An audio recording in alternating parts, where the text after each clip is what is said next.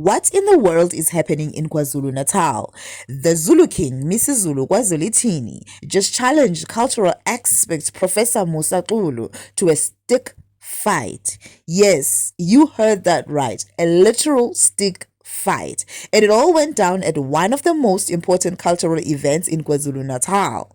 This happened during the annual Umkhosi Womhlanga or Re-Dance Festival. Normally, the event is held at the traditional Enyokeni Palace, but this year it was hosted at the brand new Mashobeni Royal Palace, which cost around 9 million rand to build. The Re-Dance is one of the biggest cultural gatherings in KwaZulu-Natal, but instead of just celebrating, King MisiZulu used his speech to call out critics, and he singled out one man in particular, Professor MisiZulu, a cultural analyst who often comments on Zulu tradition and heritage. Now, the king didn't just say he disagreed with the professor, he claimed that since he ascended the throne, Prof. XULU has been consistently critical, even insulting. Insults, he said, not just against him, but against the Zulu nation as a whole. Then came the challenge. The king basically said, if you've got a problem with me, let's settle it in the ring with sticks. That's a traditional Zulu stick fight, or umgangela.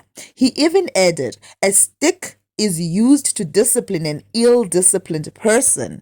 And it didn't stop there. He also took shots at the media for giving people like Prof. XULU platforms, insisting that cultural commentary should come from other experts, not critics like XULU.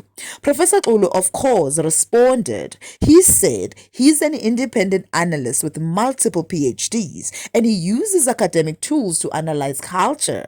He asked if the king expects him to just be a praise singer. More seriously, Prof. XULU revealed that since the king's remarks, he has received death threats, and he believes this public challenge has put his life at risk. The reaction has been mixed. Some people strongly back the king, arguing that tradition must be upheld and that criticism of the monarch is essential criticism of the culture itself. But others argue that cultural experts shouldn't be silenced. Academic commentary, even when it's critical, is part of preserving and evolving culture.